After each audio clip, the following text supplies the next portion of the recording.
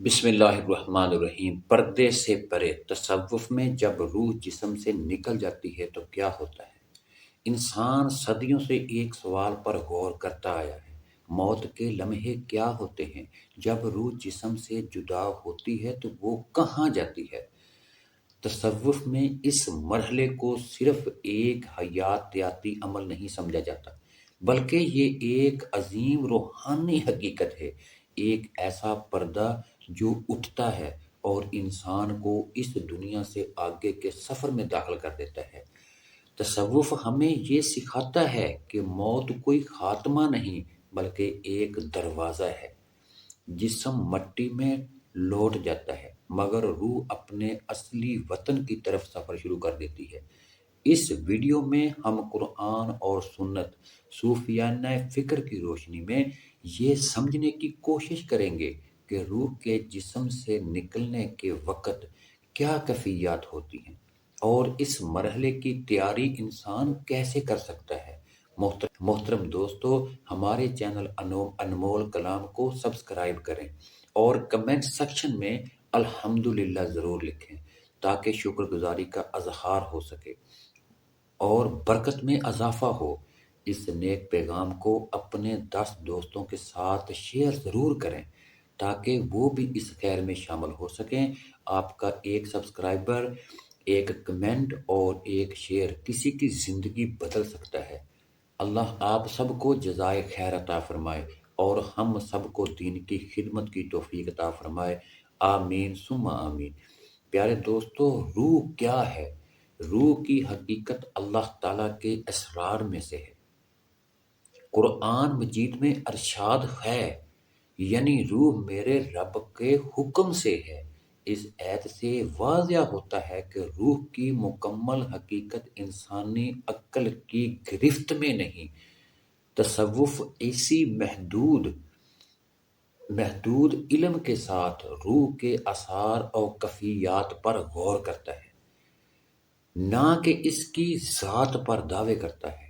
جسم اور روح کا تعلق ہے۔ تصوف کے مطابق جسم ایک سواری ہے اور روح اس کا سوار ہے۔ جب تک یہ سواری قابل استعمال رہتی ہے، روح اس میں قیام کرتی ہے۔ جب وقت پورا ہو جاتا ہے تو یہ تعلق ٹوٹ جاتا ہے۔ صوفیہ فرماتے ہیں کہ دنیا میں انسان جتنا زیادہ جسمانی خواہشات میں ڈوبا رہتا ہے اتنا ہی روح کمزور ہوتی جاتی ہے، اور جتنا انسان ذکر و اطاعت میں بڑھتا ہے اتنی ہی روح مضبوط اور روشن ہوتی ہے۔ موت کا لمحہ روح کی جدائی کیسے ہوتی ہے؟ اسلامی عقیدے کے مطابق موت کے وقت ملک الموت آتا ہے۔ اس لمحے کی کیفیت انسان کے ایمان اور اعمال کے مطابق مختلف ہوتی ہے۔ مومن کی روح نرم اور سکون سے نکل جاتی ہے، گناہ گار یا منکر کی روح سختی سے کھینچی جاتی ہے۔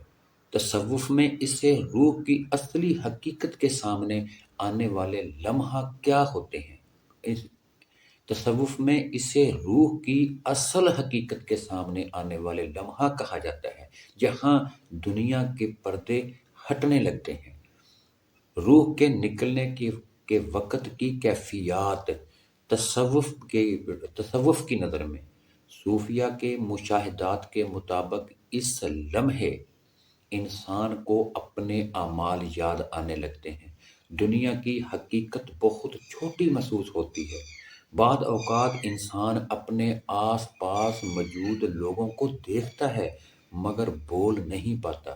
یہ کیفیت قرآن کی اس ایت سے ہم آہنگ ہے، یعنی آج ہم نے تم سے پردہ ہٹا دیا، اب تمہاری نگاہ تیز ہو گئی ہے۔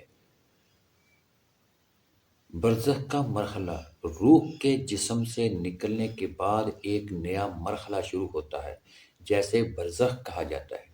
یہ دنیا اور آخرت کے درمیان ایک عالم ہے۔ تصوف میں برزخ وہ روحانی بیداری کا مقام کہا جاتا ہے۔ نیک روح کے لیے برزخ سکون اور روشنی کی جگہ ہے، جبکہ غافل روحوں کے لیے یہ مرحلہ تنگی اور وحشت کا سبب بن جاتا ہے۔ کیا روح دنیا والوں سے رابطہ کر سکتی ہے؟ یہ سوال بہت عام ہے۔ تصوف کا محتاط موقف یہ ہے کہ عام طور پر روحوں کو دنیا میں لوٹنے کی اجازت نہیں۔ بعد خواب یا احساسات نفس یا یادوں کے نتیجے ہوتے ہیں۔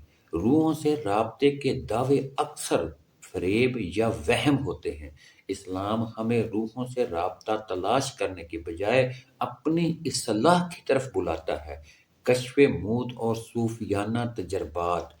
بعض صوفیاء کو زندگی میں ہی موت کے مناظر کا مشاہدہ ہو جاتا ہے، جیسے کشف موت، جسے کشف موت کہا جاتا ہے، مگر وہ اسے کمال نہیں بلکہ تنبیہ سمجھتے ہیں۔ حقیقی صوفی ایسے تجربات کو چھپاتا ہے اور عبادت و دعا عاجزی میں مزید بڑھ جاتا ہے۔ موت سے پہلے روحانی دعا، روحانی تیاری۔ تصوف کا اصل پیغام یہی ہے کہ موت کے اسرار جاننے سے زیادہ ضروری ہے کہ اس کے لیے تیاری کی جائے۔ توبہ اور استغفار، دل کی صفائی، حقوق العباد کی ادائیگی، ذکر الہی۔ جب روح دنیا میں پاک ہو جاتی ہے، جو روح دنیا میں پاک ہو جاتی ہے، اس کے لیے موت کا لمحہ خوف نہیں بلکہ ملاقات بن جاتا ہے۔ موت فنا نہیں، بقا ہے۔ تصوف موت کو فنا نہیں بلکہ بقا کا دروازہ سمجھتا ہے۔ جسم فنا ہوتا ہے، روح باقی رہتی ہے۔ حضرت علی رضی اللہ تعالی عنہ کا قول منسوب ہے کہ لوگ سوتے ہیں، جب مر جاتے ہیں تو جاگتے ہیں۔ پیارے دوستو، پردے سے پرے جھانکنے کی خواہش فطری ہے، مگر تصوف ہمیں سکھاتا ہے کہ اصلی دنائی پردے کے اٹھنے سے پہلے اپنی روح کو پاک کرنا ہے۔ جب روح اللہ کی یاد میں زندہ ہو جاتی ہے تو موت کا لمحہ اندھیرے سے نہیں بلکہ نور سے ابھرتا ہے۔ پیارے دوستو، دعا: اے اللہ، ہمیں ایسی زندگی عطا فرما جو ہماری موت کو آسان بنا دے، ہماری روح کو پاکیزگی نصیب فرما اور ہمیں ایمان کے ساتھ اس دنیا سے رخصت فرما۔ آمین یا رب العالمین۔ وما علینا الا البلاغ المبین۔